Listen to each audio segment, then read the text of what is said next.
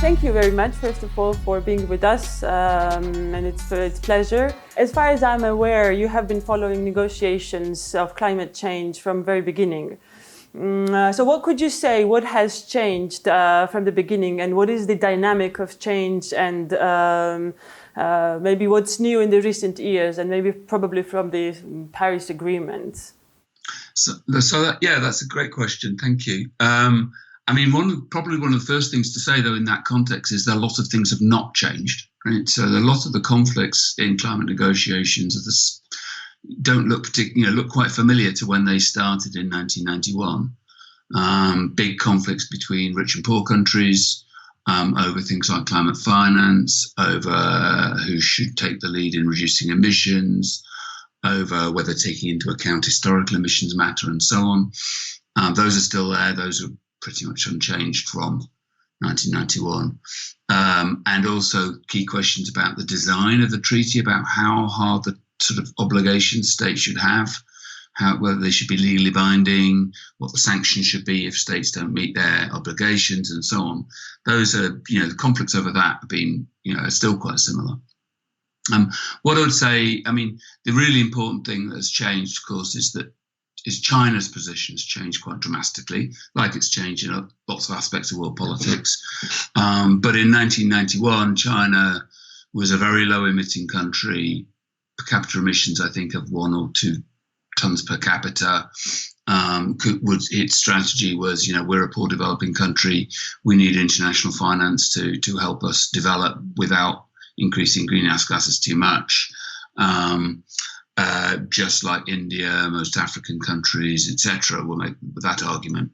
And China, during the 2000s, effectively, China switches position to being occasionally still using that sort of argument, but its emissions rise quite dramatically. Its per capita emissions are now about 9 tons per capita, which make it higher than the average of European Union countries, considerably higher than the UK, for example. And it's no longer in a position of being able to tell that story about being a low emitting country. At the same time, it's also become a great geopolitical power and sees itself as a rival to the United States. So that's been a big important change, I think.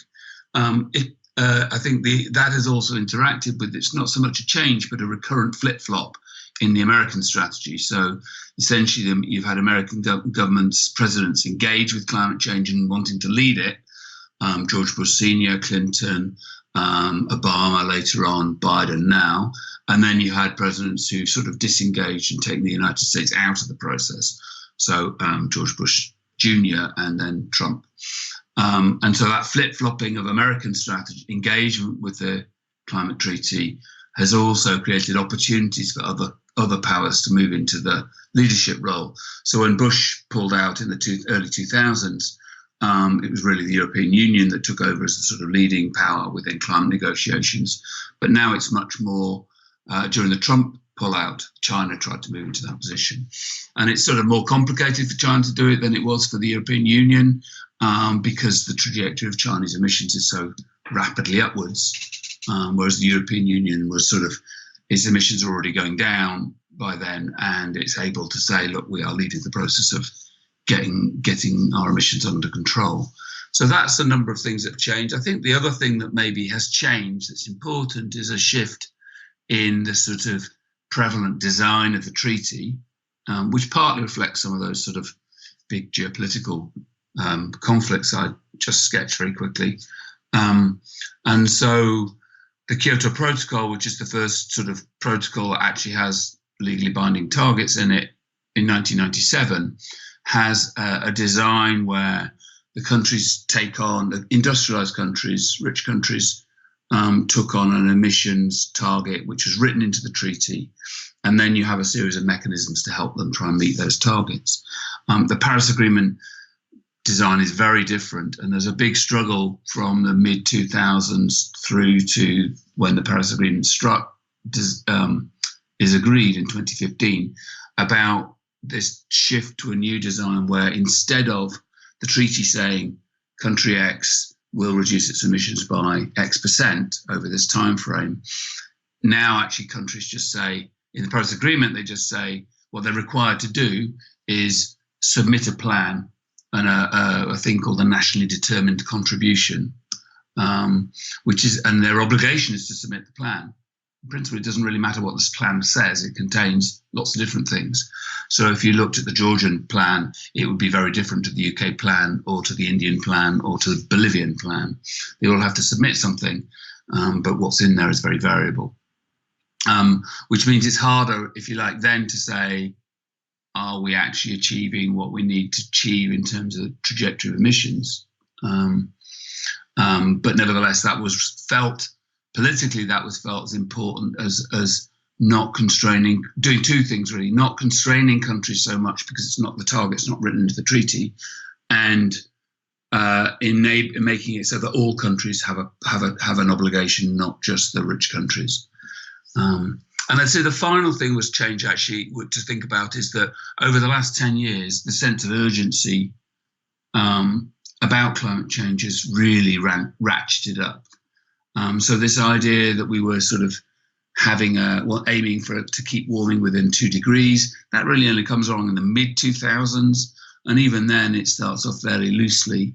But with the IPCC reports in 2014 and 2018, the Paris Agreement itself in between, you start to shift to this sort of sense that we need to keep warming within 1.5 degrees if we can, but also that implies really getting to zero emissions, to eliminating fossil fuels from the economy, and probably to having all sorts of ways of taking carbon out of the atmosphere. And that's a really radical shift for what we thought climate change entailed to deal with in 2000 is radically different to what we think it is now. So the scale of the challenge is much ramped up. And in the recent COP, that's sort of why you see that all of not just the sort of protest groups, the social movement pressure from the streets, 100,000 people out on the streets in Glasgow and so on, but also quite a lot of governments and business groups and other actors within the formal process really trying to create some sense of ambition and urgency. So do you think that the Glasgow summit somehow reflected this sense of urgency in its outcomes? I think there's essentially two outcomes, at least two outcomes really, from Glasgow. And one is, so the formal bits of what was on the agenda, if you like, if you read one of the agenda documents for the UN Framework Convention on Climate Change, the formal bits don't reflect that ambition at all, in the sense that they just had a job to do in terms of the agenda set out of the Paris Agreement. They received these revised NDCs, nationally determined contributions, from states, and there was a discussion of them. They launched this thing called the Global Stocktake, which it's going to happen every 5 years within the Paris Agreement, to say, okay, we've got all these national contributions. What does it all add up to? Does it add up to meeting the goal of the Paris Agreement, keeping warming within 2 or ideally 1.5 degrees? And they agreed a bunch of operational rules that hadn't been agreed in Paris or since, of what's called the Paris Rulebook. And actually, I was very surprised that they did agree those rules. I went to some of the meetings in the first week of the Glasgow COP, especially talking about the carbon market bit of that, which I can talk about if you want, which struck me as the positions of different countries were so far apart that I was really surprised when they did reach an agreement. So they did do all of that, but none of that is really about ambition. That's just about the machinery of the Paris Agreement and sort of doing that. But they did achieve more of that than I think most observers might have expected. But on the ambition side, really, that's in this sort of the things that are sort of around the edges of that, but not really driven by the formal agenda of the agreement. So if you were watching the news, you'll have seen that there was a big splashy announcement pretty much every day at Paris. That was sort of mostly coordinated by the British government, who wanted to make a big splash, make it look like a success. And so they organised theme days. You had an energy day, a forests day, a transport day, an energy, a finance day, and agenda day, and so on. Across the 10 days of the COP, you had one for each day. And for each of those, they had a big announcement they wanted to make, not just about the UK government, but about these sort of big partnerships, alliances, initiatives by groups of states, sometimes with business as well. So on the Finance Day, for example, you have this Glasgow Finance Alliance for Net Zero, announcing a new initiative, a big initiative to try and shift financial institutions, banks, insurance companies, hedge funds, etc., to get their money directed towards investing in net zero. On the Energy Day, you had a big event by the Powering Past Coal Alliance, where they announced that lots of new states joined this alliance of basically states that said they are they're going to eliminate coal. And that was quite interesting because it was that started as an initiative 3 or 4 years ago by the UK government and the Canadian government, and these are two countries that had already decided to get rid of coal. So when it started, it looked like, yeah, whatever, this is just people trying to get good PR for doing what they were going to do anyway, and it might go nowhere. But actually this time you've now got Poland joined, which is interesting because Poland is still uses a lot of coal, and within the European Union context has been a sort of state that's often been a laggard, been pulled back European Union ambition on climate change because of its commitments to coal. Ukraine joined, which also still burns a lot of coal. Indonesia joined, which is a lot of coal. So there's states now that are starting to think, okay, we really have to, get on with getting rid of coal. And there are obviously lots of other, sorry, I should have checked whether Georgia has joined that, is a member or not, but it would be interesting if it was. But now I think there's a lot of reasons where countries might sit there and say, okay, getting rid of coal is an easy win. It's got lots of other benefits. In terms of the air quality in our cities, in terms of helping get investment in more innovative technologies like renewable energy. It doesn't provide that many jobs anymore because it's often quite mechanized. So it's not necessarily a big employer in ways that it used to be. And so there are lots of benefits in getting out of coal. And so I think you had initiatives like that, and that's where a sense of, in some of those at least, and I would think the coal one is one of those, you could see a trajectory which gets quite ambitious and goes way beyond what's just in the texts of what was agreed in Glasgow. Speaking about the different role of countries in international climate change negotiations, I wanted to ask you, what's the role of peripheric countries like Georgia, for instance, in these negotiations?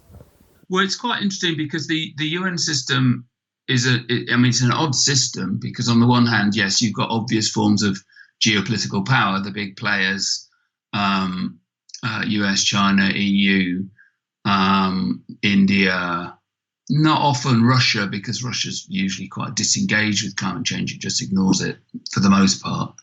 But also, Brazil, South Africa, big regional countries in the south. They obviously have resources to throw around, but because of the voting rules in the UN, it's one state, one vote, but also the bodies that manage the negotiations are usually most of those bodies have, let's say, a bureau coordinating the negotiations of 10, 12 people. And they will be elected representatives from governments on a regional basis. So you have,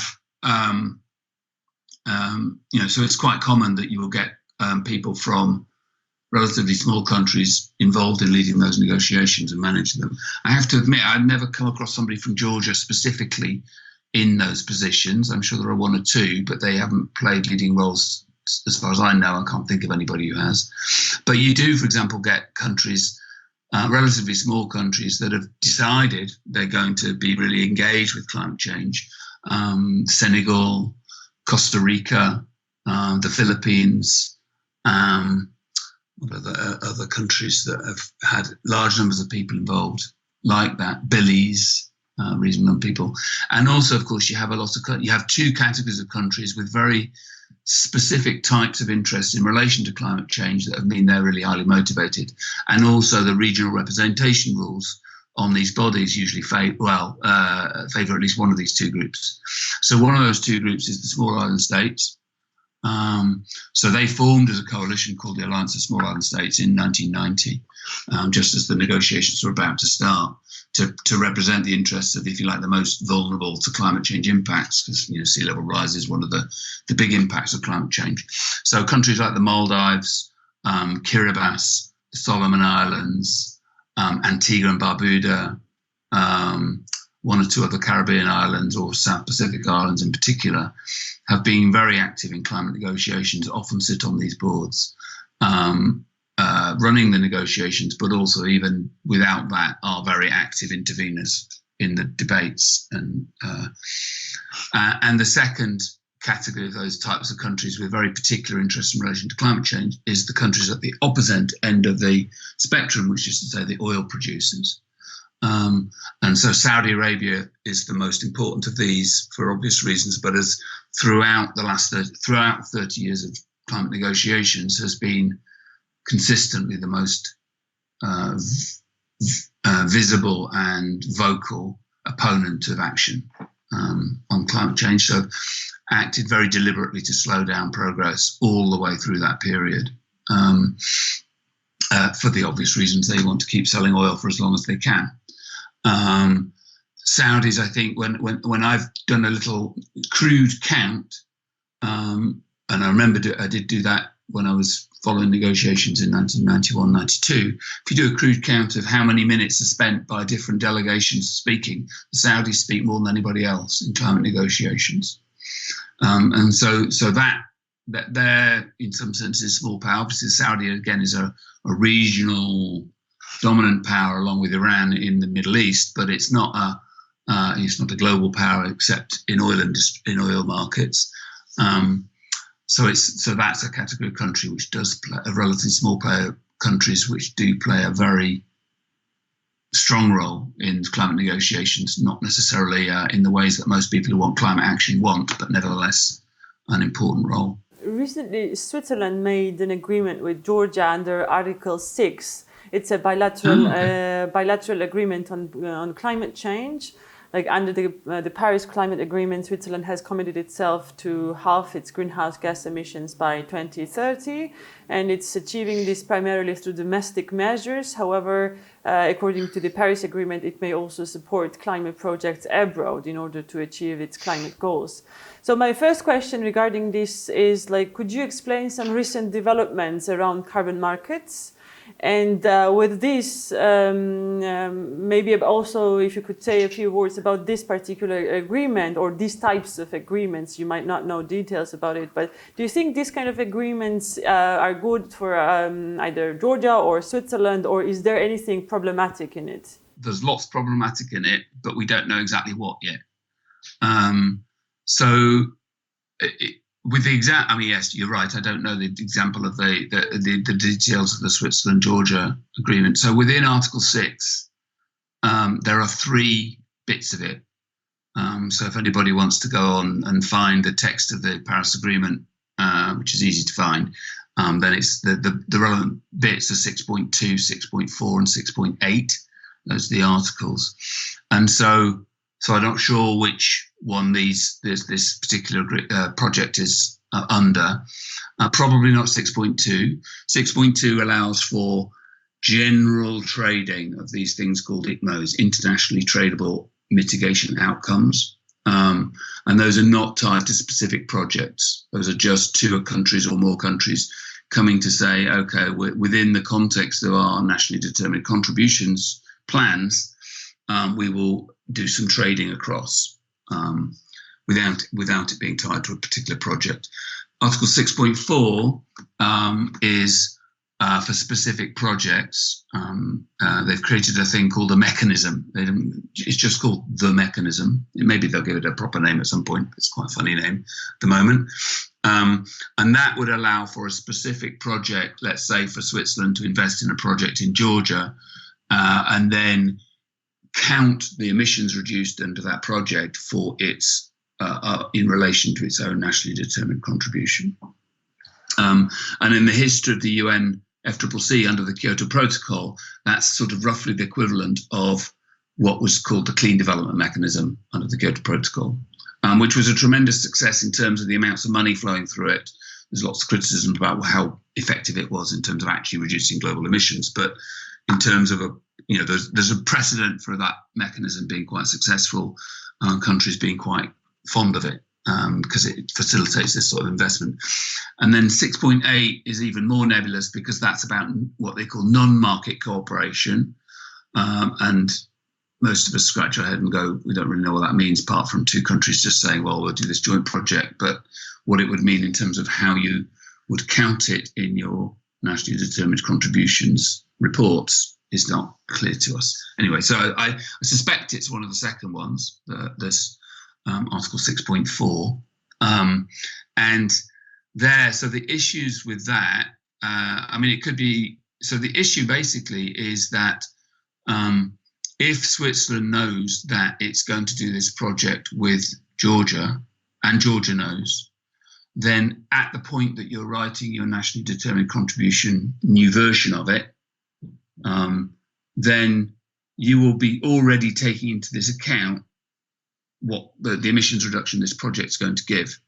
So what should happen is that Switzerland invests in Georgia, both countries then do what the Paris Agreement and the Glasgow documents that sort of elaborate the rules more on Article 6 say. They term this corresponding adjustments.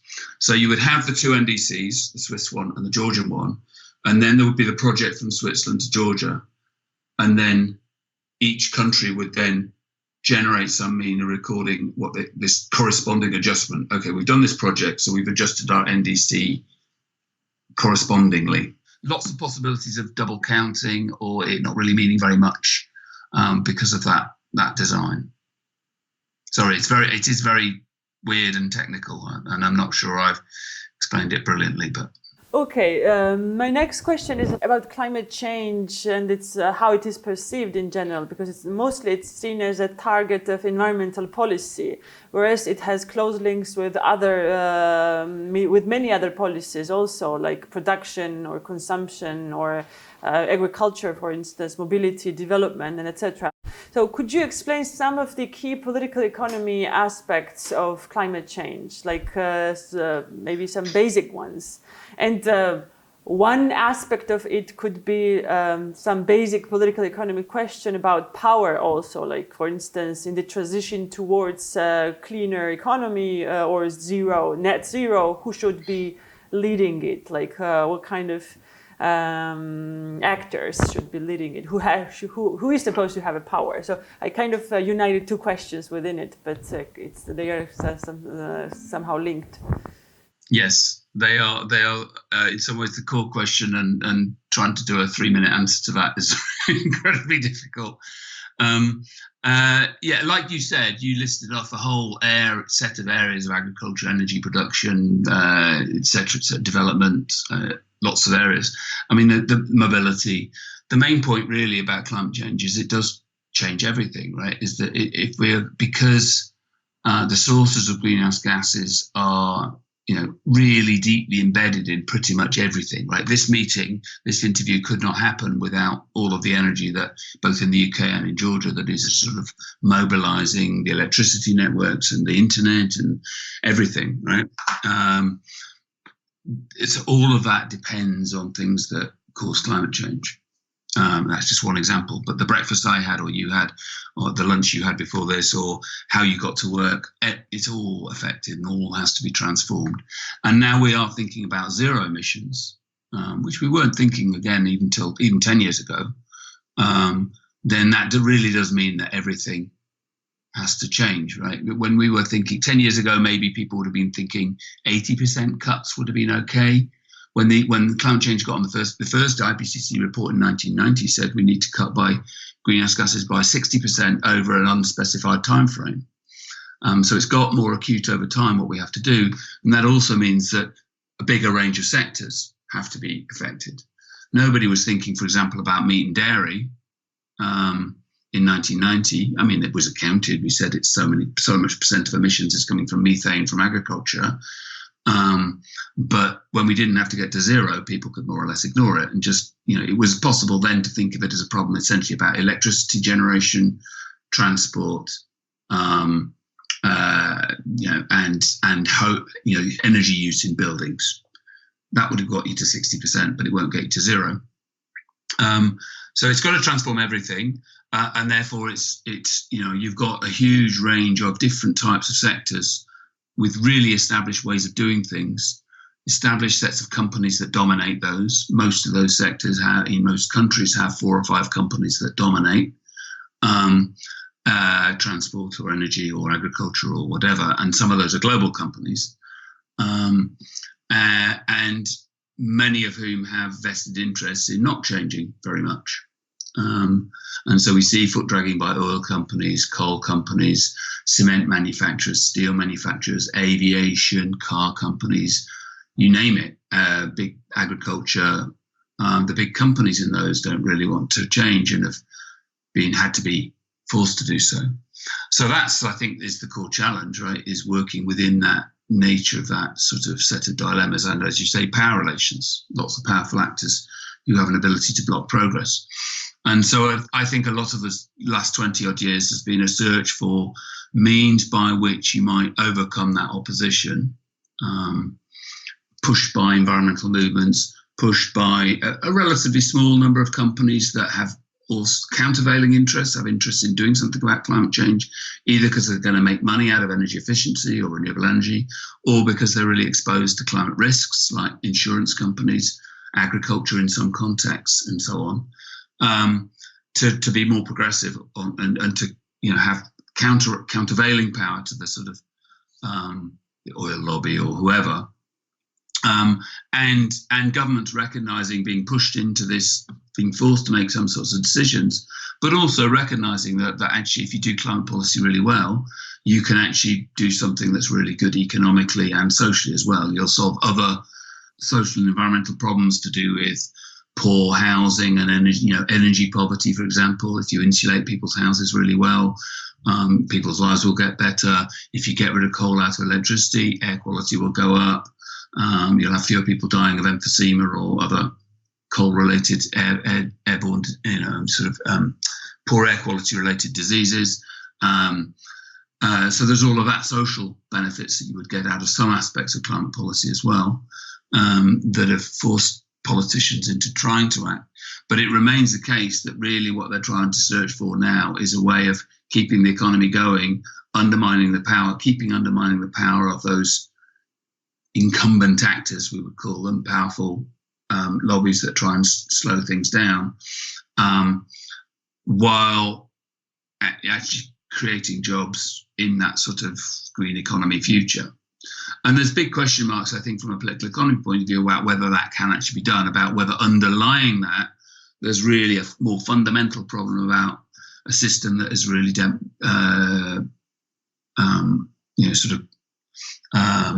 dependent on economic growth and this constant expansion of our economic activity, and whether we need some more radical change to a different system that's not as dependent on growth as capitalism is. And my very last question, it's about, you have co-authored a book about transnational climate governance.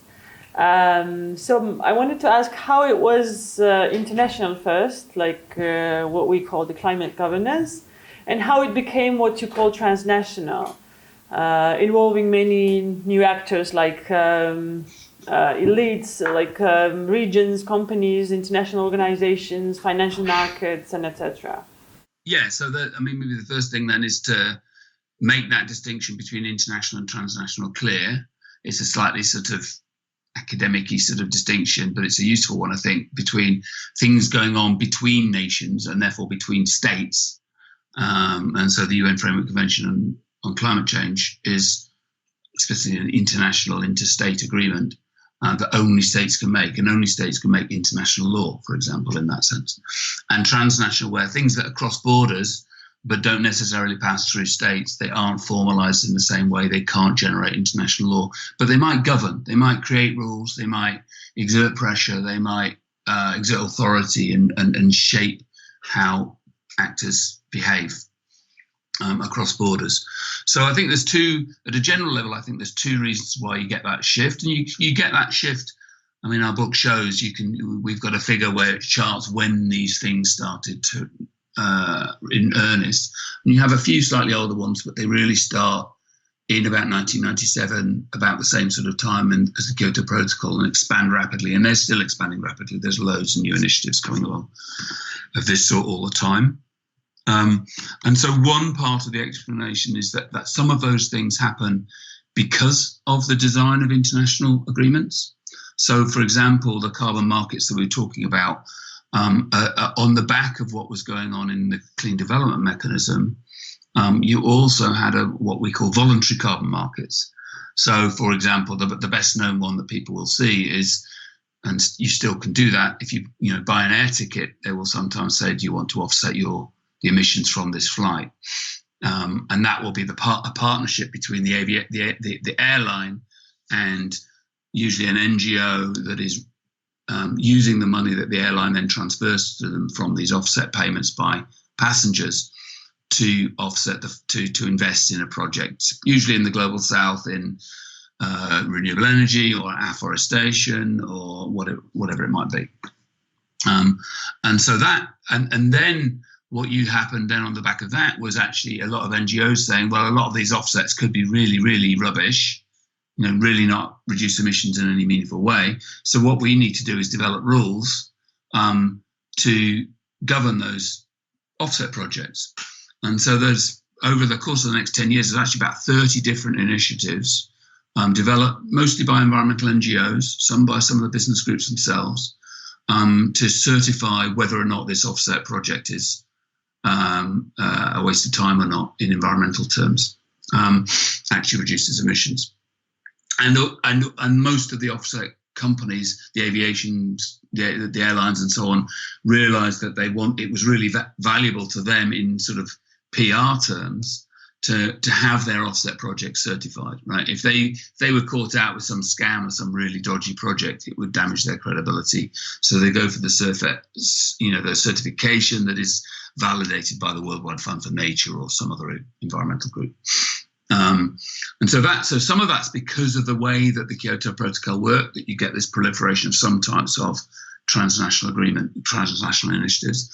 A lot of it, though, is also the opposite problem or the opposite dynamic, which is lots of actors realizing, on the one hand, it does affect everything, as we said in the discussion of the previous question, and not everything is being covered by the UN Framework Convention on Climate Change, and also the UN Framework Convention on Climate Change is not doing enough. So we need to step in as cities, as private investors, as NGOs, as business groups in a particular sector where we think we can do things better and so on. So it's partly because international governance is so weak, which it remains, that lots of these transnational initiatives emerge. And some of that's about achieving things on climate change. Some of that's also about achieving things for those actors themselves that may be partly about climate change, partly about other things. So the big transnational city networks, for example, which the best known is C40, which has now, I think, about 80 of the largest cities of the world. This is the mega cities. This is Shanghai, Sao Paulo, Mexico City, New York, Moscow. These are all C40 members. Being able to network effectively with other major cities around the world helps them in their profile nationally and their ability to bargain with their own national government. So if you're London and you are, you're a sort of extraordinary city within the country, you're comfortably the biggest city. I think London is about a sixth of the whole population of the UK, Greater London anyway. Then you want to have certain sorts of, you can use that if you're the mayor of London. You can use something like C40 to bargain with the British government more effectively. And you see lots of instances of cities using these networks to do that. So it's got a sort of political dynamic as well as a climate dynamic. But in the climate terms, there's sort of cities are doing it saying, well, we're really important to climate change, right? The C40 cities are something like, I think the last figure I saw was something like 18% of all global emissions have passed through these, are in these 80 cities. You also control policy over really key sectors like transport, like housing, like planning, like sometimes electricity, water, and so on, all of which need to be transformed. So you're going to be involved in anyway. And so you might as well learn from other big cities that are solving the same types of problems or addressing the same types of problems, and learn from each other, compete with each other, use the network to say, try and attract investment and so on. So it's really useful for them to band together in these networks cross borders, and especially when they think, well, you know, there's loads of stuff that we would get out of climate, more effective climate policy that our national governments are not delivering. So I think that's it's those two dynamics really: the shadow of the UN Framework Convention on Climate Change, and then filling the gaps that international governance doesn't really address effectively. All right, thank you very much. That was really interesting.